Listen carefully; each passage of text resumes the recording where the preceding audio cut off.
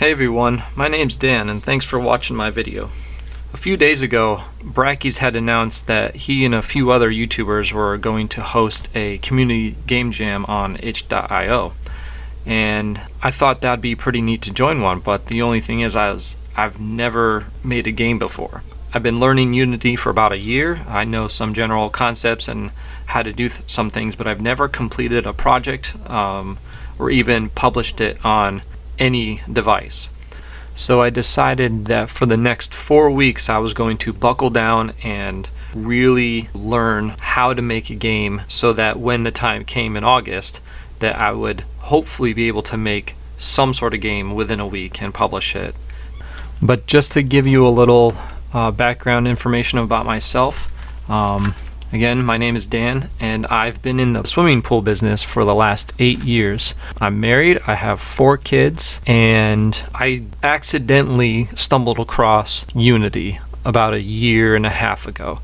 And I was so blown away with the idea of being able to make games by yourself. If you're like me, which you might be, I've had game ideas for most of my life.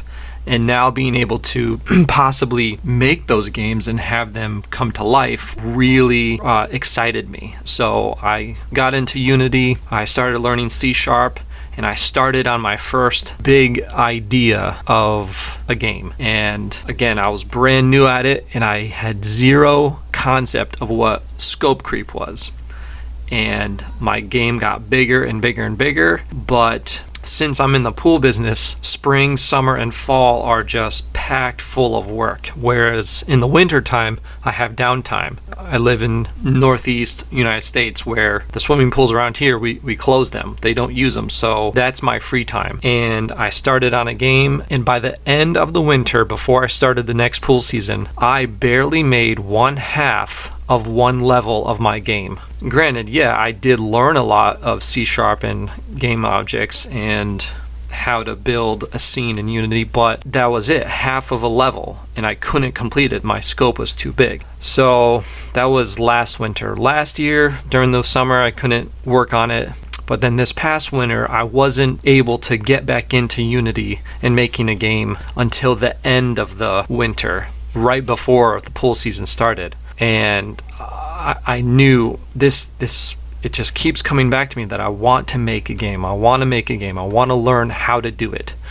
And so I determined and purposed that, you know what, I might not be able to make a game during the pool season, but I sure am going to just devour any YouTube tutorial or whatever I can get my hands on so that in my free time I can watch a video or go through a Udemy course or whatever. And so I've been doing that the past few months. Yeah, sure, working full-time and being with my family when I come home, I don't have a lot of time to do things, but my schedule now has allowed me to take a half hour here or a half hour there and just work on stuff.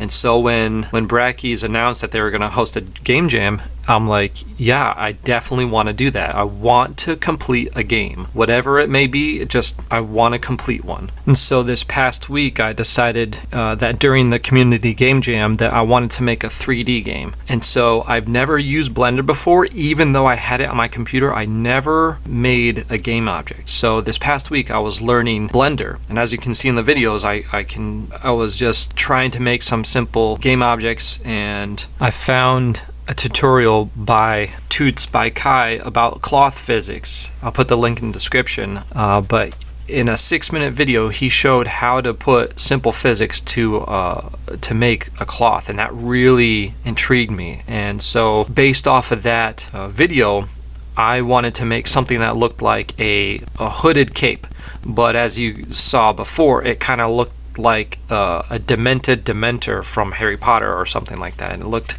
kind of weird. So based off of that and what I made, I decided that the game I want to make from now until the community game jam to prepare me to make a game in a week is a spooky kind of Halloween type of themed game which is also ironic because I'm not really into spooky or Halloween or like horror type of things. So the theme to the game was already picked for me because of that first game object I made in Blender.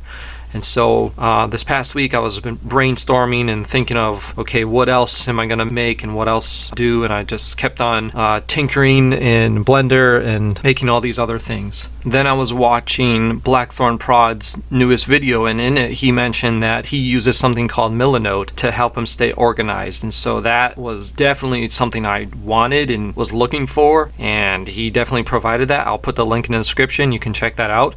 But I made all my to-do lists of what the game is going to be, and then I can, these next few weeks, go through the list and keep marking them off. I'm going to be uploading my progress of each week and showing you what I worked on. But overall, the idea of my game is you're in a graveyard and you have to run or go from the beginning to the end. Just that's it, from start to finish. That's the game. But along the way, these different ghouls will pop up and try to get you. And if you get touched by them, you have to start over. And that's it. You have to make it to the end, which at the end there's a church. And once you reach the church, then you'll be safe and you'll win. Simple idea. I'm trying to keep things simple enough where it won't be too much of a burden, especially with scope creep. I can definitely fill this out a lot more, but I'm just gonna try to keep it simple and show you guys my progress in that. And then at the end of the 4 weeks, once I'm done, I'm going to upload it to itch.io and hopefully be ready for the community game jam. All right, thanks everybody for watching. Take care.